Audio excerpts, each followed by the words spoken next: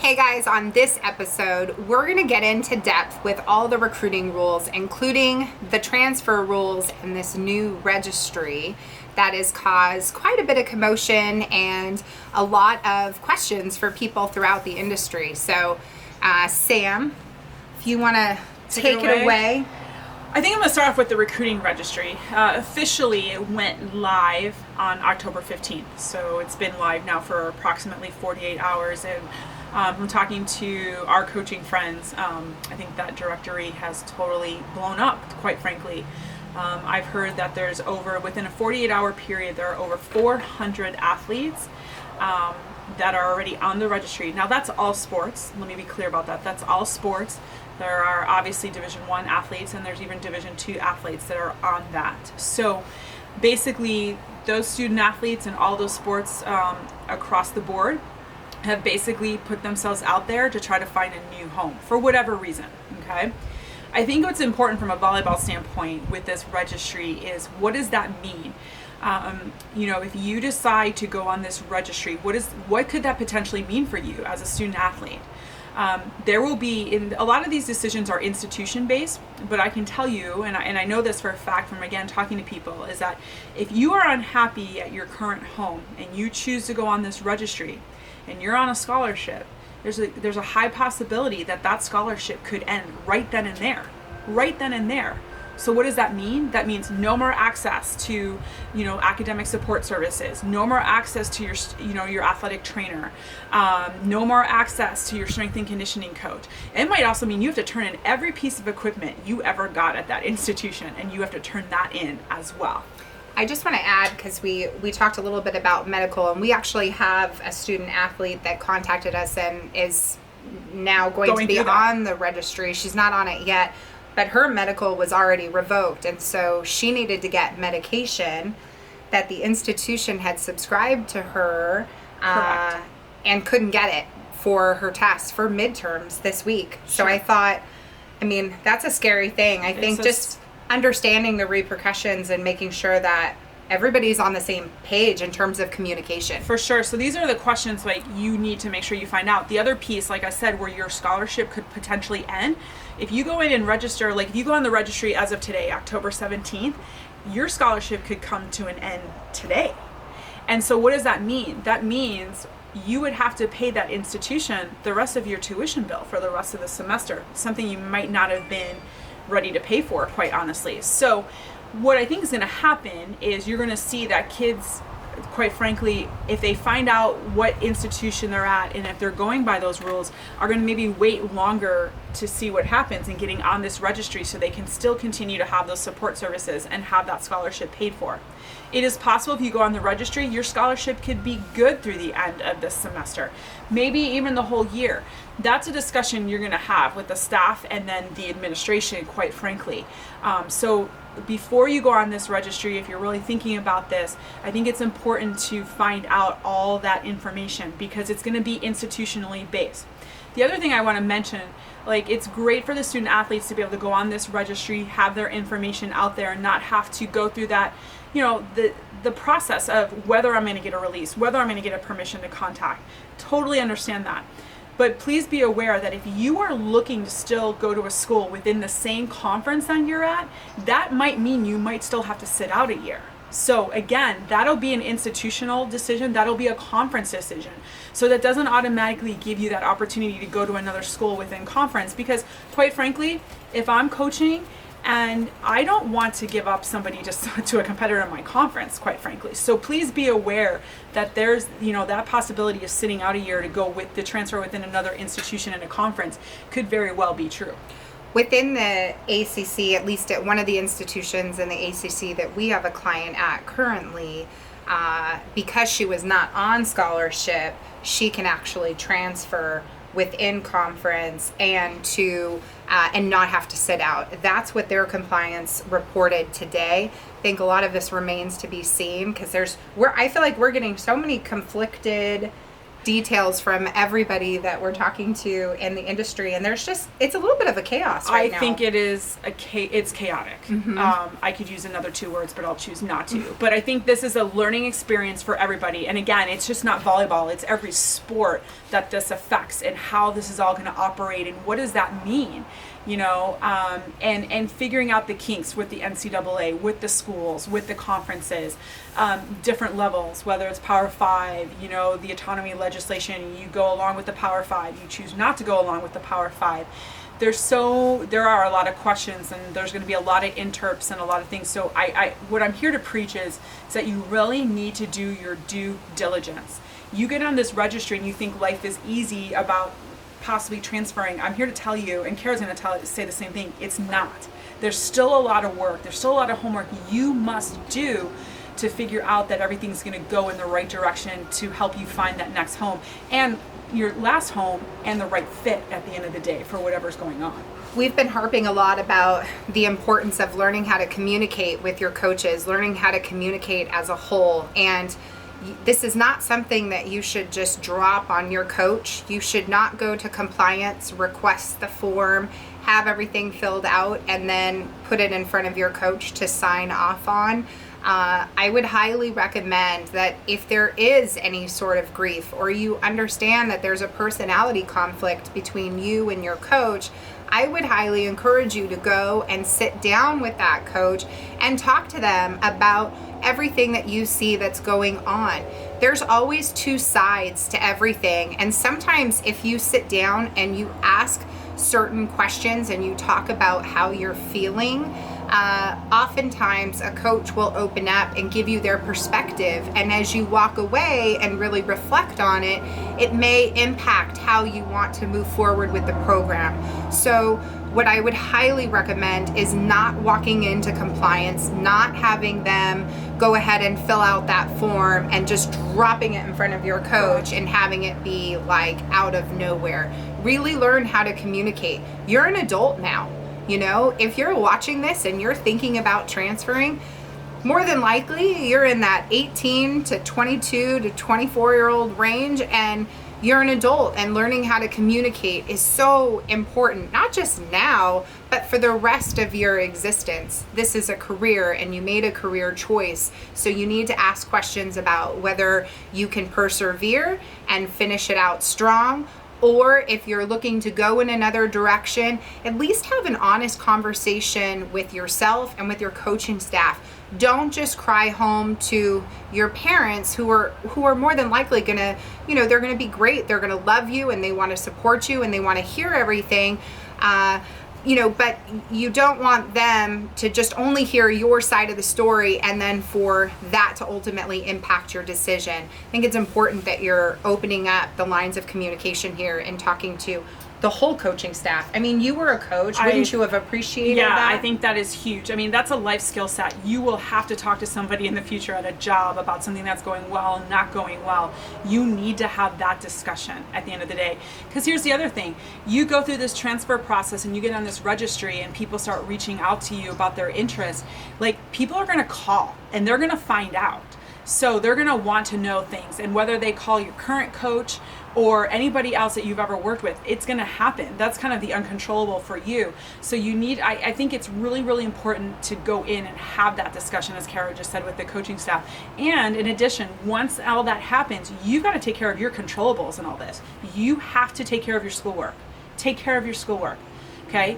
You still have responsibility to be fit and taking care of that piece no matter what. So there are still controllables and all this that you can't just let slide because you might have to make a decision to go somewhere else. That's super, super important in all this as well. So let's switch gears. We're getting a lot of insight, a lot of feedback from families that are asking questions about the recruiting rules and wanting to understand when you can contact Division I programs, when they can actually communicate with you. Division II, Division III, NAIA, which I always refer to as the Rebels, but let's talk about that. Let's talk about Division I. Sure. So right now at Division I, obviously we're in this new academic year where all those new recruiting rules have kind of gone into effect. What does that mean specifically? If you are a junior or a senior in high school, okay, starting September 1 of this year, if you were a junior, the Division I college coaches can reach out to you via email, they can call you, they can text you all they want. That also means you can go onto campus for a visit, an unofficial visit, or maybe even as a junior, they could bring you in on an official visit. That's not going to happen all the time. It will happen at some places, but understand that there's the potential for an official visit as well, okay? If you are a freshman or a sophomore, or still babies as I like to refer to, okay, you can contact those coaches all you want. Please do. However, they will not be able to respond back to you.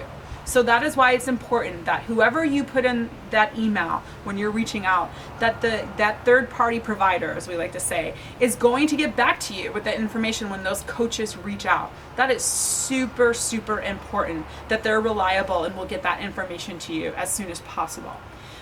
If you choose to go visit a college campus at the Division I level, you are free to do so on your own dime. Go to admissions, register for a tour, go check it out.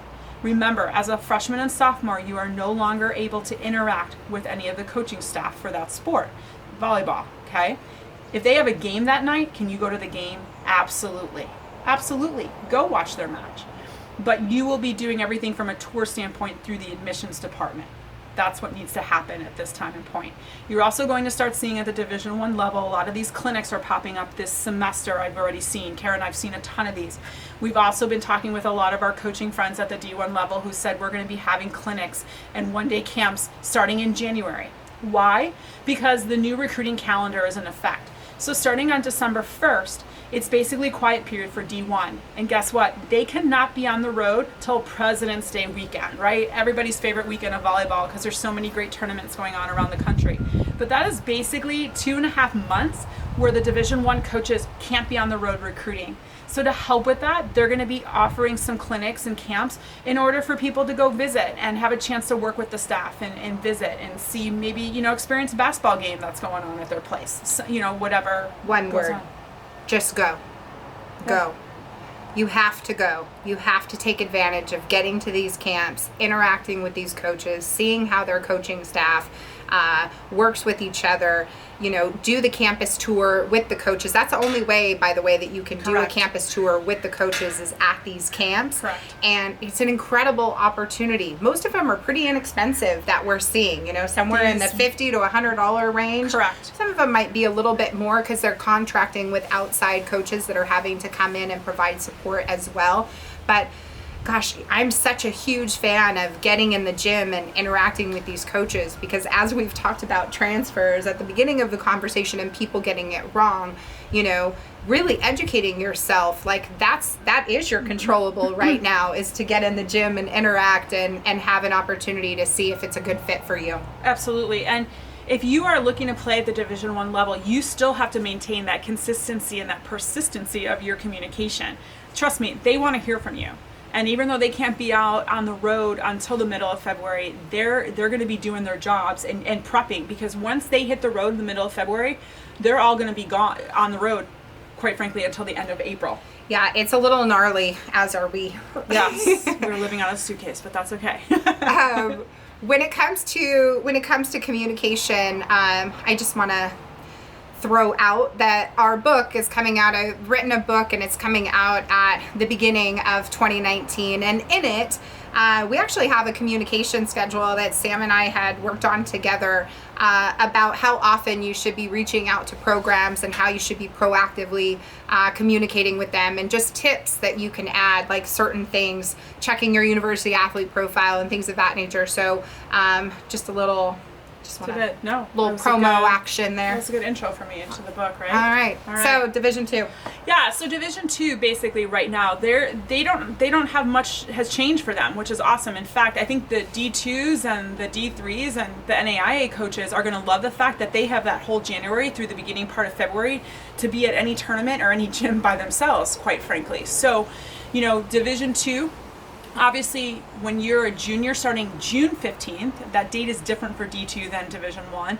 They're allowed to contact you, call you, text you, email you, all they want as well, okay? So I know the D2 coaches appreciate having that kind of early up from the D1s. And again, they're going to be out proactively recruiting and in these tournaments. So for those of you that are looking at the D2s and the D3s and the NAIAs, please take advantage of this opportunity, just as they're going to with the tournaments that they're going to be going to as well. Just to clarify, because it might have been a little confusing, Sam was saying June 15th going into your junior year. So it's after you complete your sophomore year. Correct. On that June 15th date that the interaction can take place. Correct.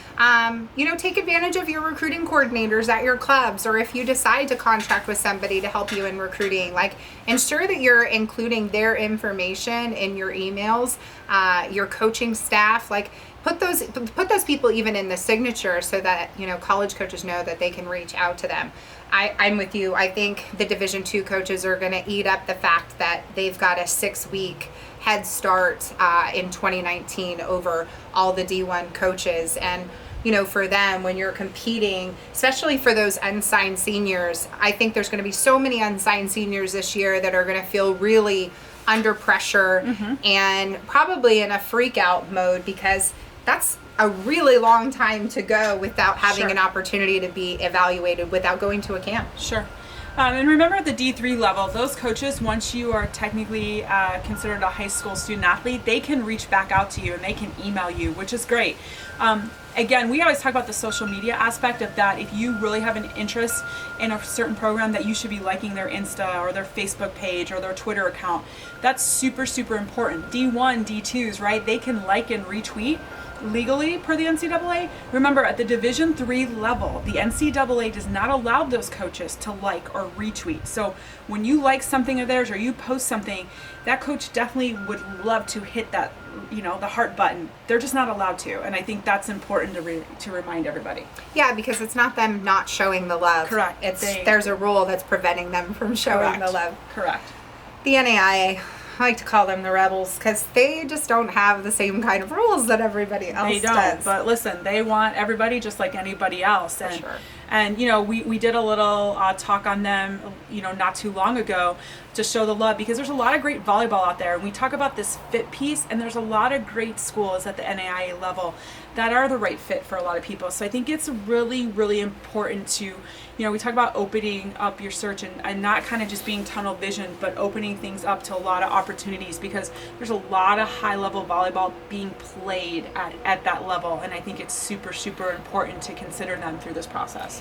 As you're starting your journey, one thing that we recommend is literally just, when we say cast a wide net, Yes. take 20 in each division. I know that sounds outrageous, but truly do it, because if you don't know where you stand or what kind of program you're going to fit in, if you cast that wide of a net, you're going to get feedback from these coaches, and they're going to say something. There's going to be some comment. If you're sending out 80 emails, you're going to get some feedback, whether it's we've already finished in your recruiting class, you're not strong enough to compete for our program. You might hear some of that, and that's okay to hear. That rejection is just for you an opportunity to go, okay, I reached too high here. Now I'm going to move on to another division or another slew of programs. So being open-minded, we're both a huge fan of just casting a wide net. And for us, like when we're interacting with our own clientele, we stress the importance of finding a program where you can make an impact and where you're going to be able to go in and compete and really contribute to the team, because if not, it's very, very difficult to be that player on the bench. So getting off on a tangent, as I do sometimes. Sometimes it happens. So back to the rules. Pretty much covered everything from Division 1, 2, 3, NAIA, the transfers. Hopefully that helps you and provides a little more insight, and we'll continue to report to. Correct. And I think that's important. Like, if you have questions about that, like, listen, I'm kind of that rule nerd. I've always that a compliance piece has always been super important, obviously, when you're coaching, and I like it, and I want to know what's going on in this world. So if you have questions or need further clarification, you can always reach out to us, and we'll be happy to get back with you with any info to help you with the decision-making process. That's your chance for your plug. Yeah, so you can always reach me at sam@myrecruitingsolutions.com. Kara always talks about her Insta. I do have an Insta as well. I tag you on everything. I know, she tags me, so I'm just letting you know too. You can always direct message me on Insta as well. Wait, now you have to say your name. I think it's Coach Sam Wool 23. I changed it to sync it with my Twitter account, by the way, so I was on the same when Kara's tagging everything. She's an active Twitterer. I try to be, yes. And you love your quotes. I do love our quotes. Mm-hmm. Okay, so as always, you can hit me up on Instagram at VBallRecruiter. You can visit us on our website at myrecruitingsolutions.com. Email Kara at myrecruitingsolutions.com. And as always, we want to hear from you. If you found this helpful, please tag your friends, tag your family. As my friend Seth likes to say, share it with your dog. We'll take anybody and everybody, but share the content. We're super fired up to educate you guys. So thanks so much. Keep the comments coming.